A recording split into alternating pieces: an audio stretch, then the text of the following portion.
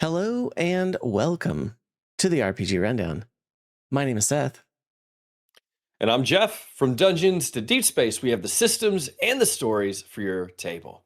Well, hey there, welcome back to the RPG Rundown. Tonight, we're going to take another look at one of our critical review points. And critical, of course, is the system that we use to review games. And as we go through that, we're going to be covering the T today, which is, of course, tabletop experience. So, whether you're a seasoned game master or a first time adventurer, improving your tabletop experience isn't just about rules and dice, but it's about actually crafting real moments that, resonate with your group and with your table. Absolutely. But before we get into this episode, let's talk about a little hobby progress, shall we? That Let's could do it. be playing the game, it could be buying things, it could be painting things, it could be reading or writing notes about things. So, Fair enough. Jeff, what have you been up to? Yeah, so we actually took a couple week hiatus off my Daggerheart campaign, but we did get to play on Friday, and we had one player missing. So I tried not to progress the story too far. I really like for all my players to be there for the big, groundbreaking moments. But in this last session, they're just continuing their quest. They've discovered who the BBG is. They know that he is immortal. However, they're working with a Okay. ancient wizard that was present. What's up? I said, okay, nice. Oh, okay, okay. Sorry. But they're working with this, ancient wizard that is pretty much dying himself. But he was there whenever they locked up the BBG the first time, and he believes he has a ritual that will actually make him mortal, so that the party can defeat him. So they're currently running around on quests, gathering up all the material that's needed for the ritual. And in Friday session, they had to go and gather the withered dust of this ancient dead divine tree. And it was a really really cool session. One of the cool things that happened in the session is I have this player that has convinced himself, his character is convinced that he is in fact a demigod. And so he goes around trying to convert people, make them followers of him. He successfully converted one drunk guy at a tavern in the last session, and he's super excited about it.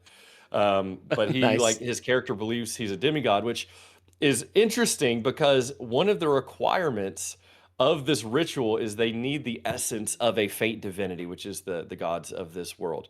They need the essence of a faint divinity. It has to be freely given. It's kind of that Jesus sacrifice here. But Reborn's character thinks that he is divine and he can give it from himself. And he's like, his character's preparing himself to sacrifice himself for the good of the world and all of this. And of course, he's not actually divine. And so we don't know how that's going to work out. But one of my players at the end of the last session decided to take the demigod transformation, because in Daggerheart, there are actual transformations like vampire, werewolf, Yeah, yeah. demigod. And so we had this moment where the aura came up, and this the divinity is all over him and running through him. And so Reborn's character got mad and locked him in the tree. And that is where we left last session, is him like transforming into a demigod and then being locked in this ancient dead tree, with Awesome. actually no means of escape because there was a puzzle to get into it. Of So course. Of that's where course. we left off. Okay. Well, Yeah. I mean that sounds fantastic, and I look forward to trying out those transformations. I Yeah, they think seem really those cool. were in the Void playtests. I don't think they're officially released yet. Yeah, yeah, Um, I don't think so. We had seen them and had talked about them, and this campaign is intended to be like kind of a mini campaign, a test of things anyway. So sure. pretty much if anything gets released to the void, we roll with it. If players want to use it, we use it, That's and go awesome. with it. But the transformation is really cool because it's like you don't have to do it at a level up. It's just like whenever it makes sense. And so Yeah, a werewolf bite, you can use the werewolf transformation when it makes sense, and it's cool. It's a really cool feature. that's awesome. Yeah, for my own hobby progress, I still haven't played anything, which saddens me, but Yeah. um maybe over the holidays. I'm definitely gonna have a few extra days off. We'll, I've got like a fair amount of PTO, so I'm gonna like try to take some time and get some games in with the boys. Oh, there you go. Yeah. Um, Also, maybe we could plan something. We talked about it previously. Planning Mhm. maybe to get some tests in between Yeah, that'd be great. seasons. Yeah, and But then I maybe have beginning of next season, we'll have time. yes, and then by the beginning of next season, we'll have some more stuff to talk about. Right. But um, the most that I have done though for hobby progress has been reading one of the series of inspirations for my currently on hiatus Hearth and Hammer campaign. And Okay. so I have been going through this trilogy again because one of my players, CJ, started them. He read the first book, which was like a Hobbit to the Lord of the Rings, so it was like a prequel Okay. in itself. And Yeah. he read that, really loved it, and we actually recorded it. He has a podcast, and we did a video on it. But then he started the first book of the trilogy because um, it's a fantastic series. But Mhm. I have read well ahead of him and have been like consuming the books again because I honestly read them probably once a year or so. And Right. they Wait, what books are they? so it's a series of books called the Dragon Crown Cycle Wars. And they're by Oh, Michael Stackpole. okay. They were from the 90s into the early 2000s, I think maybe when the last one Mhm. came out. Um, but it's a fantasy series. It is kind of like Sanderson. It's a unique series. Okay. Or it's a unique world in that there are some things that are standard, like Tolkien-esque, like elves. There's elves. How obviously humans as well. Um, but then as far as like kind of like the traditional races, that's it. Then Right. there are instead of dwarves, there are a race of halfling mountain dwelling people that Mhm. are shapeshifters, and they're called the Urzrethi. And Okay. so they have they're not like full shapeshifters, but they can basically um change the shape of their body or their arms and legs. And so they don't wear armor. They basically just Mhm. like transform their body into like having a shell with spikes on it, for combat. And then they Right. grow like a mace or a club or like a stabbing, like a lance or something. They can't Yeah. do bladed weapons necessarily, but they can do like stuff like that. Mhm. Claws and all sorts of melee weapons. Um, but they look like halflings, essentially, or almost like children, which kind of halflings are like that. They're not like Right. hobbits Yeah. where they're clearly not children. But then their skin tones are the color of stone and the earth. So they talk Mm. about one Okay. being like malachite. They talk about one being like limestone or something like that. So Mhm. I created a custom race for my D&D Hearth and Hammer campaign, but Right. based off of them. But then there's also another um, custom race that are basically a combination of like what is the mythical creature that is like half female, half bird? Often they're described as having like a hag face. In World of Warcraft, they're called Arafti. Mhm. Okay. And basically it's like a I can't think of the female, name, but I it's like feel a like I know what you're talking female, about. it's Yeah. like a female body, but then their arms are wings. So they don't have Right. separate wings behind them. They just have arms that are wings. Right. Okay. Like I said, typically their faces in like mythology are like hag faces. They're very ugly Right. creatures. Anyway, in the book, long time ago, evil sorcerer made those creatures and elves get together, and they Mhm. created a new race which are almost like Aarakocra in that they are Okay. like Bird humanoid people. bird-like people, although they're Mhm. very exotic, beautiful, like elves, Mhm. but they're feathered, like fully feathered with wings. They Right. don't have beaks. They have like more humanoid, Or human, face, like yeah. elven faces, but they're just feathered and have wings on their Mhm. backs. And very cool. Like almost like they have like a caste system. So it's like the the ones that look like hawks or have like the Mhm. color, the feathering of hawks are like the warriors. There's some that are like all black feathers that are smaller and they're red, and they're the swifts, which are like the scouts. So it's like this Right. really interesting, Okay, yeah. there's like the very bright, peacock plumed are Right. like the wise. And so they're like Right, okay, yeah. intellects and the leaders. So again, very cool, very dynamic. Yeah, it's very Add interesting, on, very unique. very unique. Add on to that, the bad guys are all different. It's not goblins and orcs. They're more like what are the hyena like gnolls? They're kind of like gnolls, Mm. Okay, but yeah. they're not gnolls. Right. But those are kind of like the main troops, and then there's magic users, and then on top of all of that, there are dragons, and Mhm. and then the whole plot is that there's this thing called the Dragon Crown, and it was broken up. It was created by the same said evil sorcerer who had created uh, the bird people, Mhm. and he basically was using it to control dragons.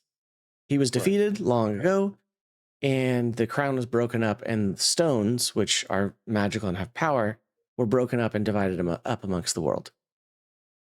And so apparently the evil sorcerer's heir is coming, and she's trying to collect them and control dragons again and invade. And, so Mhm. Mm. Okay, very great cool. story. It's got a little bit of that epic Lord of the Rings, like, well, we've got to collect all these things and then go destroy the evil BBEG. Right, yeah, Um, yeah. but it's funny because you have that in the first book, and then something happens where it doesn't quite work out the way you think it is, and then you have it again kind of with the trilogy. So Right. Hmm. Okay, very cool. they are I've pulled it not. up here on Amazon. I'll have to Yes. check it out. So it starts with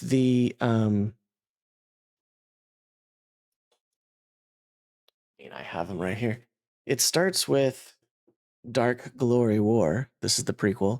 Okay. Excellent. Coming of age, kind of it's about like basically an 18, 20-year old, something like that. Um, becoming an adult. Written in first person and very well done. Mm. Okay. And then this is the first book of the trilogy, Fortress Draconis. Um, Yes, that's the one I pulled up on Amazon. But okay. So read Dark Glory so War first. read Dark Glory War first. It is not in audiobook or digital. It is only Only in paperback. in paperback. All right. Although it's weird. The prequel and the first book only in paperback. The middle book of the trilogy and the last book are Mhm. actually in digital, I think, like Hmm. in Kindle. Okay. So Right. anyway, that was a lot about this. Sorry, game time. We are going to Oh, get to it, and I will make sure that yes. there are All right. chapters to get to the main topic. But Yes. Yes. highly There we go. recommend Michael Stackpole. If you have been in sci-fi or fantasy, you've probably heard of him. He's written for World of Warcraft. He's written for Star Wars. He's written for BattleTech. He's written for so many things. So anyway, there's my plug. Yeah. Very But nice. All hey, right. let's get into our main topic, shall we?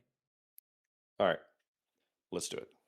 Uh, so again, we are talking about how to improve your tabletop experience, and from building immersive worlds and balancing mechanics to fostering collaboration and storytelling. Tonight, our main topic, we will explore practical ways to elevate your sessions so that every campaign feels alive, engaging, and memorable, whether you are a player or a GM. Yeah. So, um, but you know what? Let's start with the player, shall we? Yeah. Jeff, why don't Absolutely. you want to start us off with the first point Sure. in our tabletop experience for players? Yeah. Yeah, and so one thing I would add here before we even dive in, when we're talking about tabletop experience. We're talking about the actual feel of sitting down at a table or a virtual tabletop Yes, even, absolutely. and sitting down and playing the game. This is the actual nuts and bolts of the game, and one of the first things that I would say is going to improve your tabletop experience as a player is lean into the role play. Like Hmm. we did a whole episode all on role play because it's that important. This is a tabletop role playing game, right? Hmm. So speak in character. Don't say my character would do this. Say I would do this because right now at Yeah. the table, it's not your character, it's you. You are the character, right? And so like speak in character. Make bold choices. This is one of the things they tell you in Daggerheart is like make mistakes, be dumb. That makes a fun story. I mean, like, go and Yeah. be bold, smack the guard because you feel like it, and just to challenge the GM because he doesn't expect it, right? Unless you're in my campaign, then don't do that. But like make bold choices, right? And embrace like these the other parts of the story. Like just lean in and just for just a few minutes, put away your phone, turn off social media, and spend time in another world. Ours will still be there when the game's over. Lean Yeah. into the role play and be your character just for a few minutes. I'm telling you, Yeah. it makes the game so much more fun. Yeah. It's, play pretend. Pretend that Mhm, you are a 6 or 7 year old. I, if mhm. anyone, if Gen Z listens to this, I apologize to whoever's around them. Um, but Yes. uh, pretend that you're that person, right? That's what we're doing. So yeah. Um, but you know what? Also make sure that you're collaborating with the other Mm, players and the GM at your table. Support other players' role play, support their character arcs. Um, you know, be aware of things that their character is going through and help set up moments for them to shine. Or maybe that they really want to use a really cool ability. Try to put them in a position to do that in the next encounter. yeah. And then also, try to avoid, hogging the spotlight yourself. Typically that's not, something, but sometimes there's maybe one player that does that. So Mhm. try to be selfless with it. You know, Yep. let's be Absolutely. we're telling a story together. That's the thing. And also Yeah. don't think that it's you, the players, versus the GM. The GM is there to tell the story with you. Maybe some GMs think it's them versus you, but for the most part, Right. you're trying to tell a story together. Yep. Yep, I agree, and that's one of the things is like in D&D, remember that it's like you're all kind of working together here. Now, I think that on the other hand, the GM is their job is to make it challenging on the players, assuming that's what the players want. I always cover that in a session zero. Most of the time, my players want something challenging. But like ultimately, like you are working together with the rest of your party. So like when you're trying to solve something, work with them, right? Like Hmm. give them the information you have, get the information from them, like talk it out, try to figure things out. Yeah, I love the idea of like working collaboratively, like, and that's the intention of a TTRPG is that you collaborate with the players, with the GM to tell incredible stories. Now, kind of bouncing off of that, one of the things like it kind of goes into the role play thing too is one of the things that kind of like loses the immersion that I find at tables is when you have to look things up. Now, this is going to happen. You have watched our actual plays. Hopefully, you Yeah. have. We have to look things up. But as a player, one thing I try really hard to do is to know my own character sheet. Now, I may not know anyone else's, and as the GM, I don't know everyone's character sheets. I try to look over them, but ultimately, I hope that when my players come, they know their character sheets. And when they use an ability, they can tell me what it does, right? And I'll trust them. And maybe I'll look it up later if I'm like, that seemed a little broken. But like one of the best things that we can do is like know our character sheet so that when we get into combat, we're not like looking up 13 spells to figure out which one we want to use, but it's like, oh, this is the perfect time to use fireball. How do I know that? Because it's always the perfect time to use fireball, right? Like, Absolutely. but like just knowing your character sheet, it keeps the immersion because it can speed up gameplay. We've all been in a combat like that, in the game lasted 14 seconds, but in real life it lasted 4 hours. And how much of that time was actually doing something versus people figuring out what they wanted to do, Yeah. right? If we speed that up, man, it keeps the immersive, it keeps that tabletop experience really, really streamlined, and it feels really good. And, I don't know that we necessarily have this on the GM side of things, but for the GM, make sure that you communicate to your players that, hey, going to make sure I'm going to lean on your expertise on your character. Mhm. So be ready to explain that if I don't remember it. Right. So and again, trust each other. Don't be trying to fib it because they can look it up Right. later. Oh yeah, yeah, yeah. Now, and as a GM, sometimes there's things where I'm like, okay, we may need to clarify that. That seems a little. And I'm very much like I'm a rule of cool GM, but I'm also a logical GM. If you have an ability that this actually happened in my last session, and I won't go too long, but we have an ability and it's called I am your shield. And the idea is that if you're within reach of someone, you can jump in front of a blow and take the blow for them, right? And this is great for tanks. Tanking in Daggerheart is amazing. Hmm. Truly, it is. It's super powerful.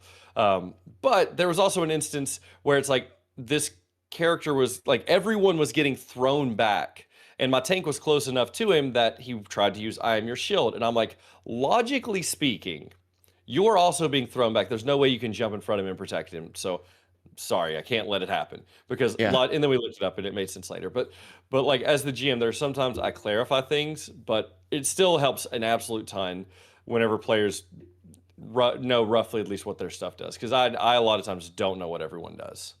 And like I Yeah. still don't understand how rogues work. I'll be completely honest. I just trust them when they roll 14 dice for no reason. I just like, yeah, sure, that sounds good. Yeah. Yeah.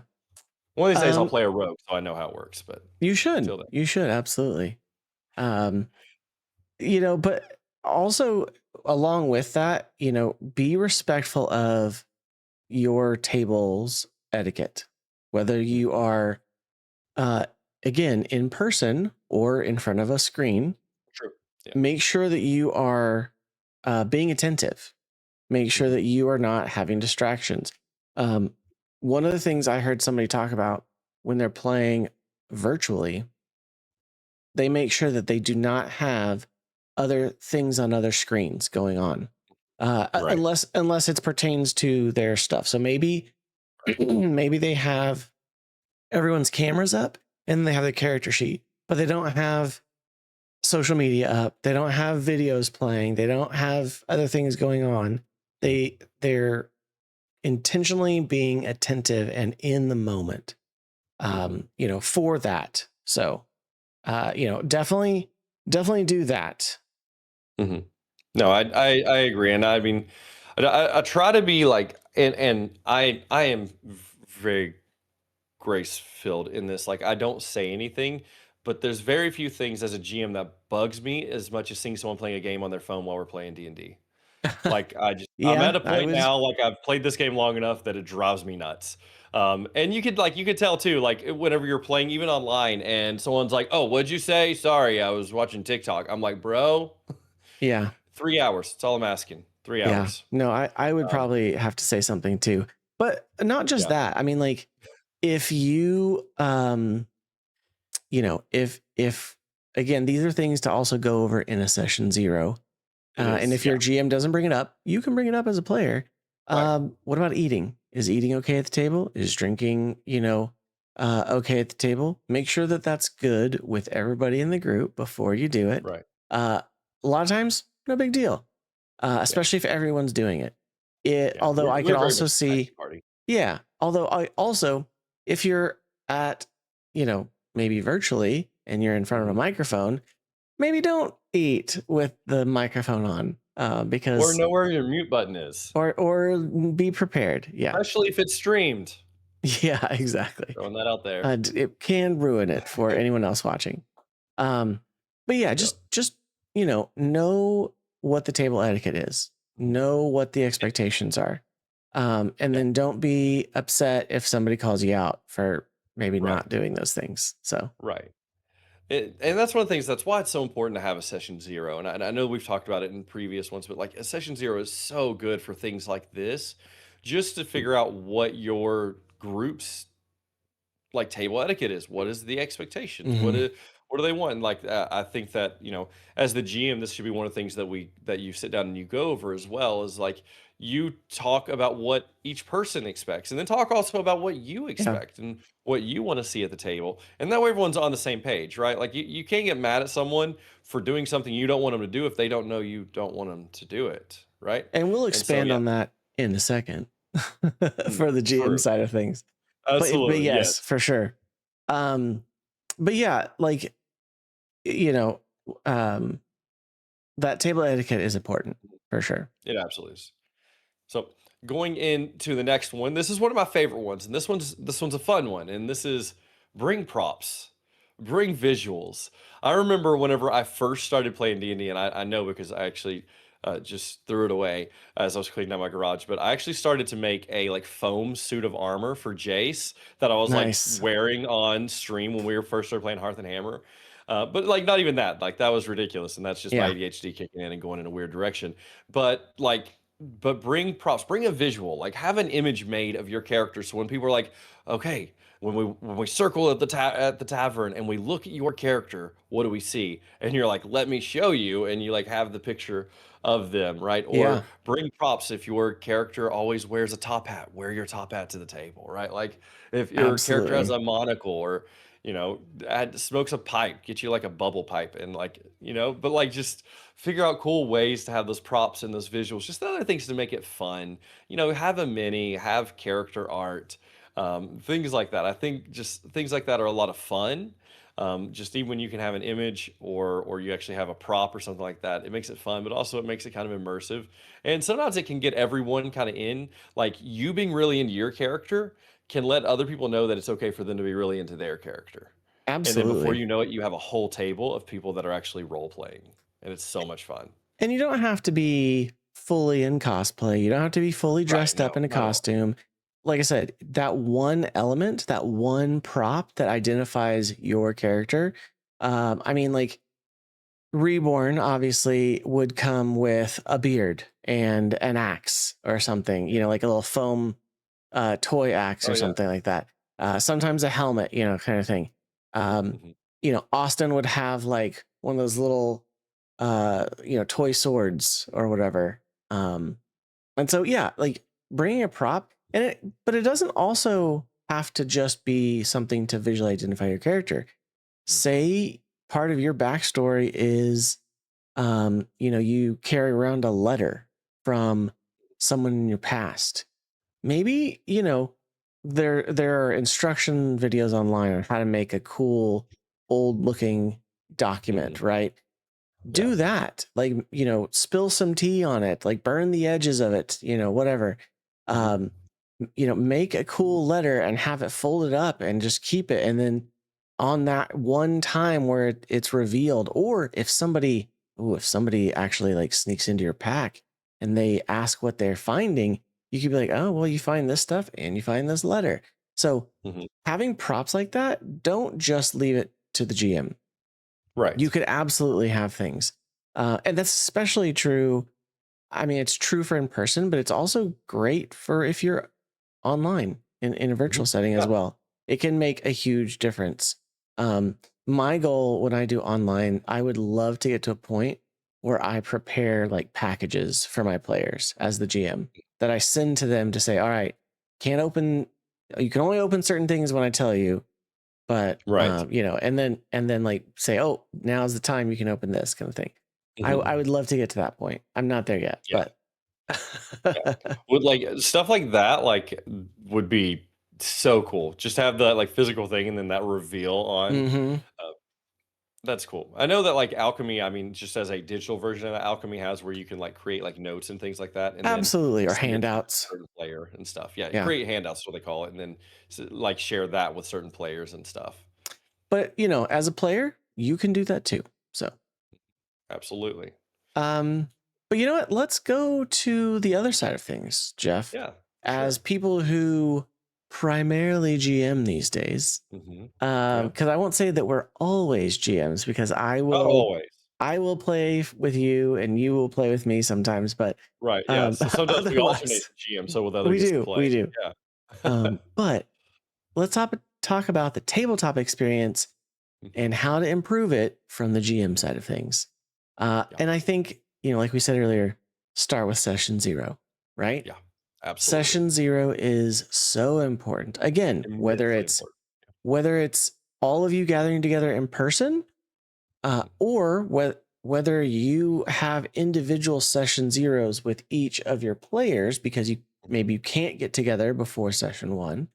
Right. Make sure that you provide that time to set expectations, to set the tone. Hey, this is going to be really lighthearted, joke around, be comedic.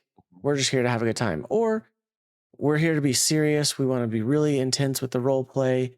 We want to be dramatic, whatever. Mhm. Set the tone. And then also make sure that they know what any house rules might be, what the lore of your world, if it's homebrew, is going to be, or Right. if it's not homebrew, the lore of the module that you're playing, Mhm. Right. which is really just another person's homebrew. So, Right. It uh, is absolutely. but yeah, so like be prepared to guide them through a session zero. Um, and with the session zero and with every session, try to be prepared at least for things that you want to happen. You don't have to have everything.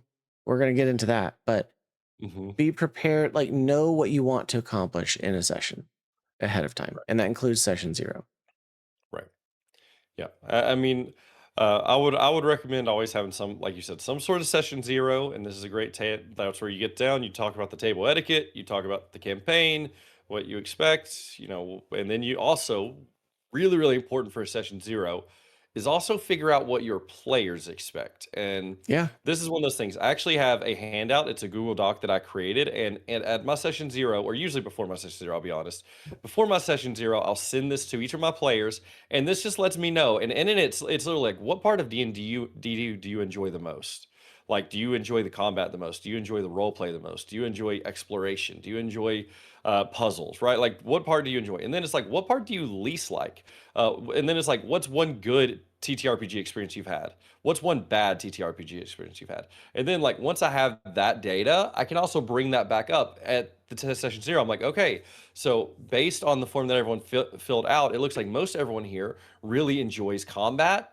And it looks like, a few of you guys don't enjoy like betrayal themes, or, and it seems like some of you have had a bad experience with a murder hobo player or whatever, right? Like, but now that you have that data, you can start to kind of bring that up. You can also prompt conversation, and now you get a few other people going, "Oh yeah, I don't really like when people do that either," or "Ooh, I love that part of the game." And now you as the GM are going, "Oh, I need to bring all this into the game," or "I need to not bring this into the game."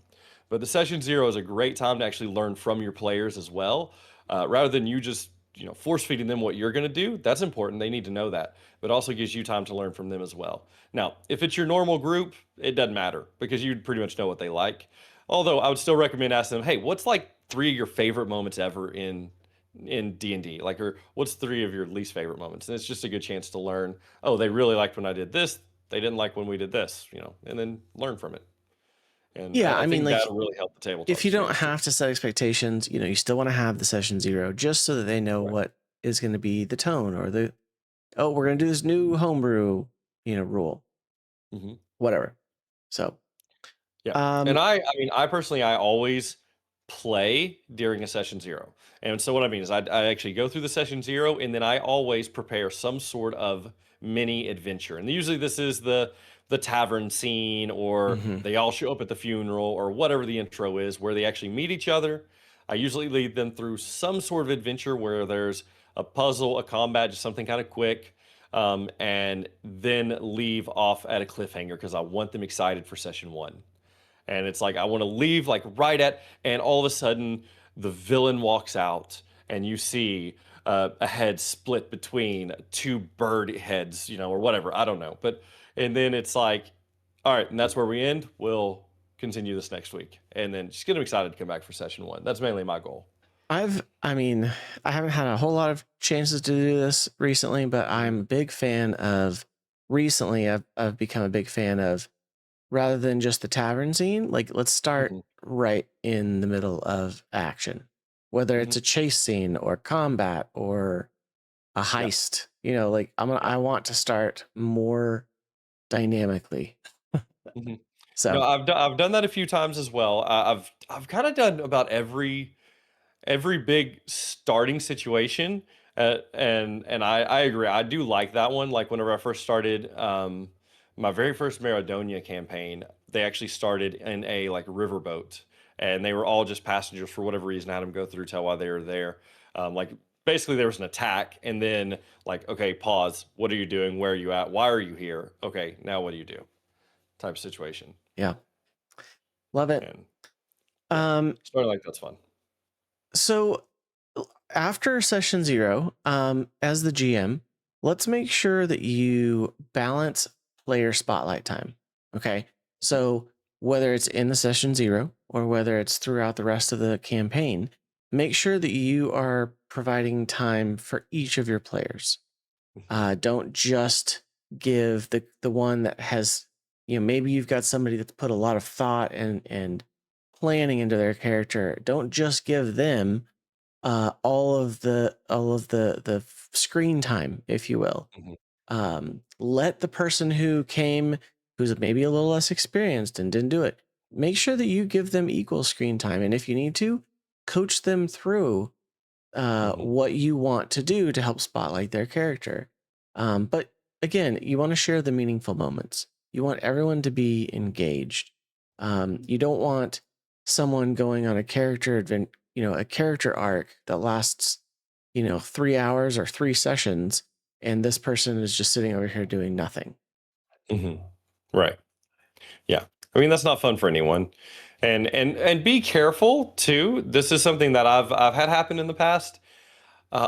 That you don't also write your adventure in a way that outcasts other players. You might not mean to. You may think a kidnapping scene is amazing, but what is the kidnappee doing while they're being saved?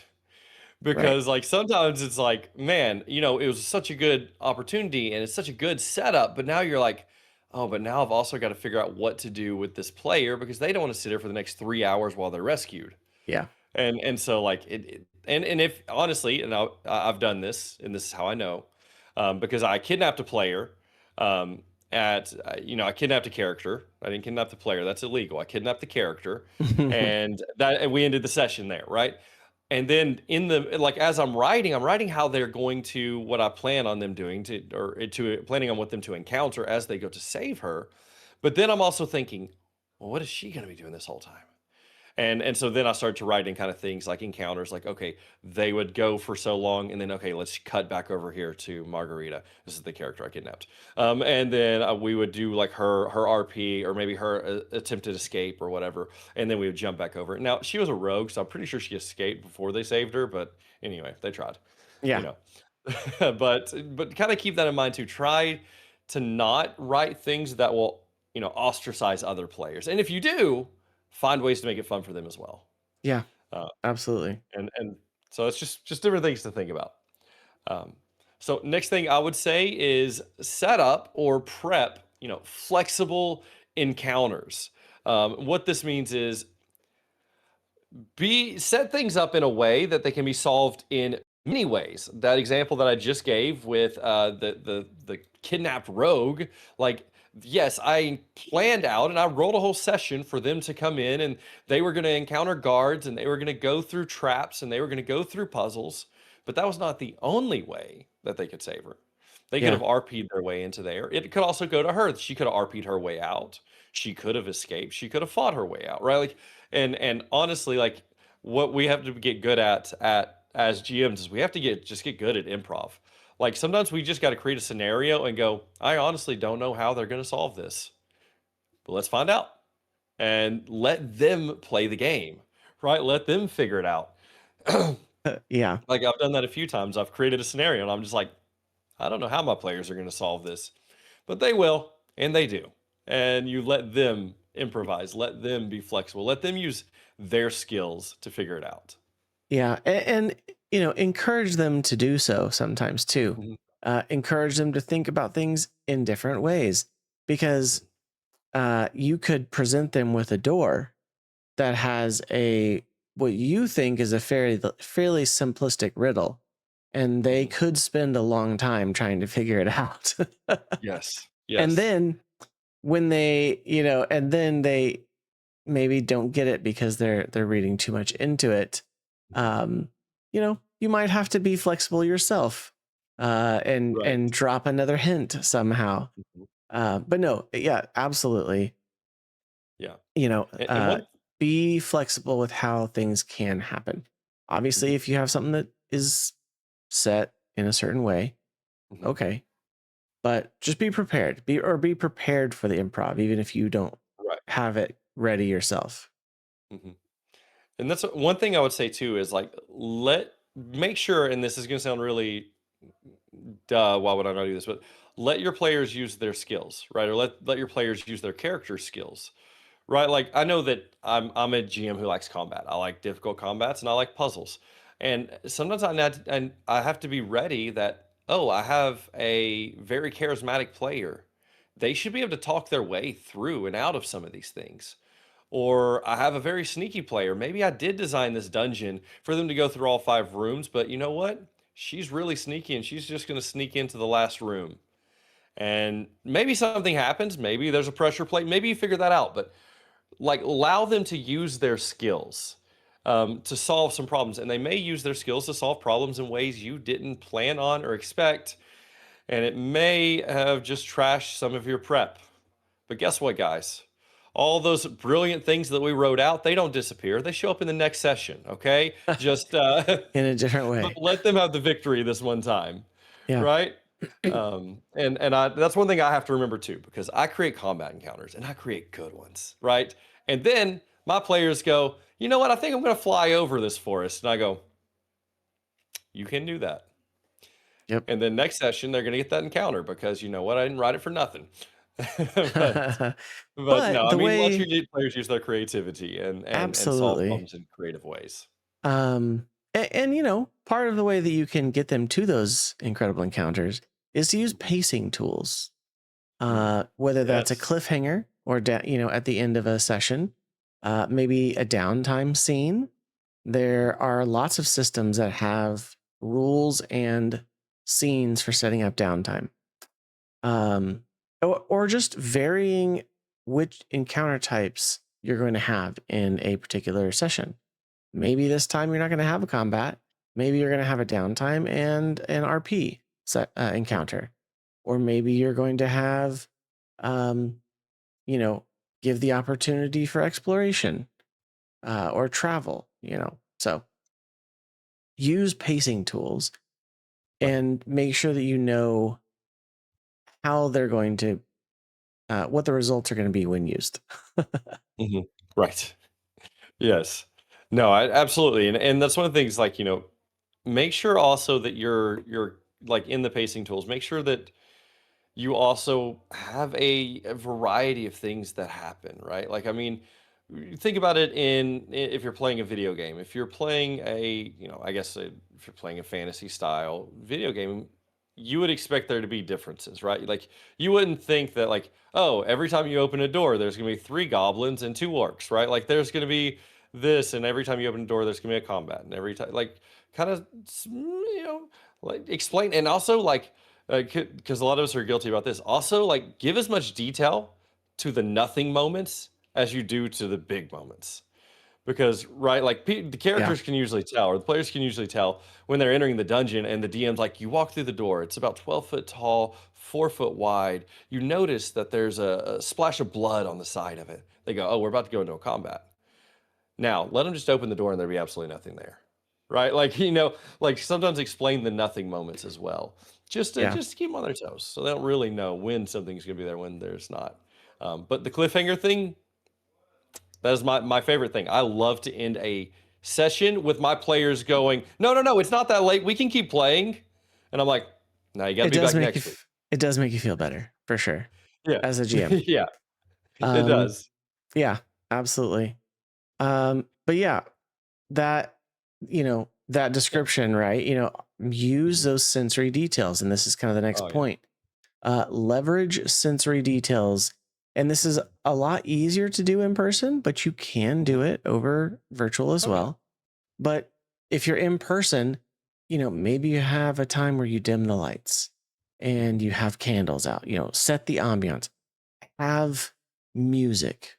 Um, there is if you've been listening to us and the Hearth and Hammer for a long time, you may have heard of Monument Studios, and they have an incredible tool.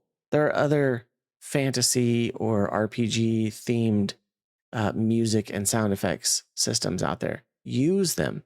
There's lots of ways that you can use sensory stuff.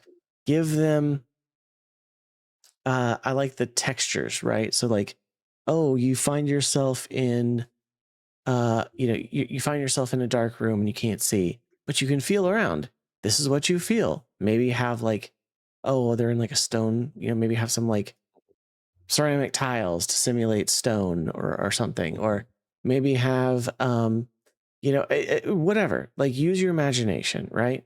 Mhm. Don't freak your players out, okay?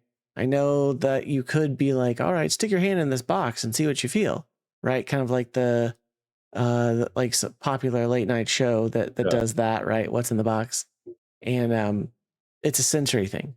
But Mhm. but yeah, use those elements to tie Mhm. things back in to make the world feel alive. Um, yeah, Yeah. it's going to bring the immersion, and it's going to, even if it seems funny for you to be like setting up a fan in the corner because it's a Mhm. really windy day, Right. uh, but it's okay. It's going to add to the Yeah. immersion. Um, I Yeah. I say this too, thinking of how far we've come with virtual reality. I took my kids, to a um, arcade type place for one of their birthdays, and they had these really cool new VR experiences there. And we signed the boys up to do it, and the guy was like, well, it's a 4-person experience and no one else is doing it. If you guys want to jump on, you can do it. My wife was like, no, I'm gonna get motion sickness.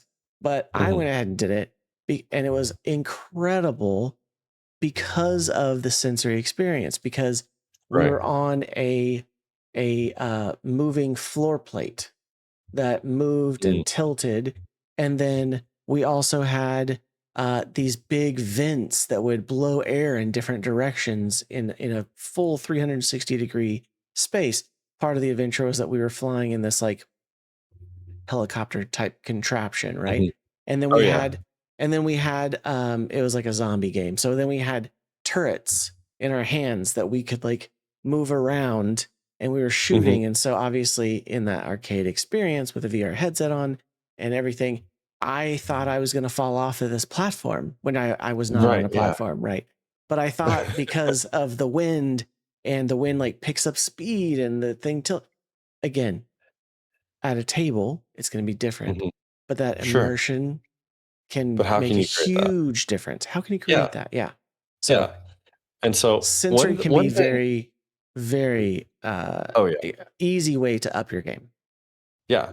And so absolutely, and I'm huge. I love, especially in person. I love to dim the lights. I love to get a Bluetooth speaker and have some music playing, and or maybe some cave sounds or some grunting. And when the dragon shows up, I like to have a sound pad that'll play the make the sound. And I love to do the voices, and Yeah. and I love the actually just seen something. It's kind of cool we're talking about this because I seen it on like Facebook or something, but I just went and looked it back up. But there's actually a um, TTRPG fantasy. It's called a scent engine. And so it's almost like a little fog machine that has different cartridges in it. And the cartridges Oh, actually have different fantasy scents, like smells, like forest, werewolf. There's a blue dragon. There's a crypt. But it interesting. has like, yeah, I'll have to send you the link to it. It's what is it? Scentedrealms.com.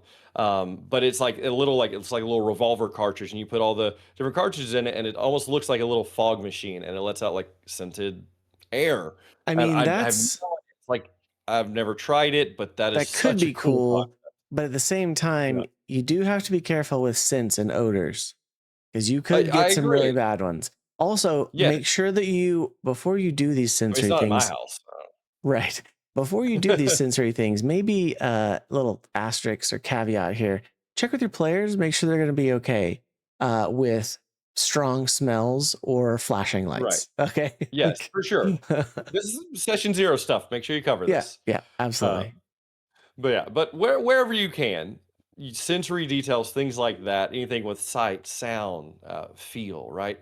I don't know. I mean, if you're going to be in the tundra, turn the air down. I don't know. If you're, I wouldn't do it the other way though, because then the smells might not be pleasant because everybody's sweating. But Yeah. like anything like that, just kind of just add to the immersion. Of course, talk about it in your session 0. Maybe your players are not into that, so don't worry about it. But if they are into it and you want to create that, go all out, man. It's just fun. And kind of going on top of that, like creating stuff, right? Use handouts, use props. Like we talked about this with the players. Players make props for your characters. GMs make stuff or buy stuff, right? Create things, create artwork, create Hmm. maps and terrains and minis, and like take a little bit of time to kind of go wild with it. I know that we always joke, we're adults with adult money, or we're nerds with adult money, is our constant saying at our table. So we have 3D printers and stuff. And I've probably talked about this before, but in like one of the very first campaigns, I actually created a real like puzzle box, and like I 3D printed the puzzle box and I painted it, and there was stuff inside of Yeah. it that was relevant to the campaign, and they actually had to get open by the end of the campaign. And now the puzzle box, it was a code. They had to figure out the code to open it. And my players, almost every session, would sit there and they would just guess at the code and guess at the code. And like they played with this thing, they shook it, they tried to guess what was inside of it and stuff for like, I mean, months. This went on before they ever actually opened it. They figured out the code in game and they opened it. Now it Hmm. came. It was actually seeds and what had to do with the camp. I don't remember exactly what it had to do now, but it was seeds and it was relevant. But like any time you can have like handouts and props, and this isn't just in like in person. It's certainly easier in person, Yeah. but like online as well. Like just making sure that like you're using a virtual tabletop and you actually have a map. Or what I really like, and alchemy kind of set me to this, is like I like to have mood setting images. And so this is like, okay, say you're at a crypt. Well, I have an actual like nice artwork of the crypt. And Yeah. there's actually a Patreon that I follow that does both. They do like the battle maps, and then they do like a nice artwork image that you can just have as like the background, non-gridded background in your VTT. And I love to use those because it kind of at least sets the mood. It lets you know kind of where you're at. Maybe it has some fog or some rain or some smoke in the image, and it's not that you're interacting with the image in any way. It's just the players see the image, and maybe they Yeah. hear the sound that you're playing, and right, and it just kind of sets the mood. Which I Yeah. guess maybe goes back into sensory stuff again, but yeah, I, Yeah. I I like using handouts and props and stuff. Handouts and props are fantastic, and it goes to that sensory as well, right? I can see because of this map, right? And maybe it's Hmm. not like the gridded map. Maybe it's a hand drawn map on what looks like old ancient paper, kind of thing. That's again got the tea stains and the burnt Oh yeah, edges or something, and X marks the spot on the island. Okay, or maybe it's again that artwork. If you're in person, to say, oh, this is what it looks like. This is what you see. Um, those things are very important, but you don't have to spend lots of money on the expensive ones. You can create very inexpensive ones. You can find things at the craft store. You can, um, you know, find ways to do things very cheaply. But at the same time, it's that expectation. It's that, hey, I want this to be fun for you. I want this to be immersive. And I'm going to do that by providing these things. right. Um, so, yeah, the physical stuff is a lot of fun. Everyone Oh usually yeah, gets a kick out of it. You don't have to necessarily do giant, big 3D battle scenes, right. Yeah. you know, but you could do, having some terrain or having some, at least a map so that, you can kind of plan that stuff out. Maybe some acrylic tokens, huh? Huh? Hmm. You know, Yeah, that Kickstarter's still going on. it is. I Uh, know. Splattered Ink Games. Mm. But yeah, use stuff like that. It Oh it yeah. improves it. And again, that is, that's the goal, right? Whether you're Mhm. playing or you're GMing, we want to give you ideas and thoughts to improve the tabletop experience. Yeah. So I think that's going to kind of wrap up our points for today. Mhm. I But believe anything so. else on the tabletop experience that you want to say, Jeff? No, I mean, all I would say is depending on your table, you can use everything we said. Or depending on your table, you can use absolutely nothing that we said. Because like ultimately it's going to come into how your table likes to play the game. Hmm. At the end of the day, the reason we love this game is because there's no right or wrong way to play it. Do what's fun for you, do what's fun for your player, do what's fun for your group, and enjoy it. But I think that's the main thing. That's what I'm gonna say is enjoy it. It is a game. Have Yeah. fun with it. And if you have suggestions, we'd love to hear about them. Drop them in the comments, hit us up on social media. We'd love to hear your Mhm. ways to improve your tabletop experience. So, Yeah. um, but that is Or the I wouldn't just say like I wouldn't just say like I don't want to just hear the cool thing. Like I don't want to just like I don't want advice. I want advice. sure, I do. sure. I'm not saying I don't want advice, but also share stories. Do you have a really Yeah, cool thing that happened at your table that you're like, this was the coolest tabletop experience ever? Share that with us because that's cool stuff absolutely. too. Absolutely. Well, that is the T in the Hmm. acrostic for critical, which is our critical Yeah. review system. And so that was our look at that today. Thank you all for joining us. Uh, we are a part of the Love Thy Nerd podcast network, and this is actually going to be our season finale for the fall season of 2025, and take a break during the holidays, but we will still be active. We still may have the occasional upload for maybe a play session or something. Um, so look for those. Make sure you give us a like and subscribe on the YouTube channel, which is youtube.com/ at the RPG Rundown LTN. You can follow us on socials. There's links in the show notes. And you can also go to lovethynerd.com and check it out. Jeff, tell us about Love Thy Nerd. Yeah, so Love Thy Nerd is an organization that exists to love our nerdy neighbors. So we are a group of Christian nerds that we just want to share the things that we love with the world. And so if that's something you're looking for, make sure you check out Love Thy Nerd. Also check out the podcast network. There are podcasts on literally everything in the nerddom. That we have things from comic books to TTRPGs to board games to wrestling. I mean, just about if you can name it in the nerddom, it is a podcast with Love Thy Nerds. So make sure you check them out. Absolutely. Well, that's going to do it for this episode and this season. So, from our table to yours, thanks for joining the RPG Rundown. And until next time, may your roles be epic and your stories legendary.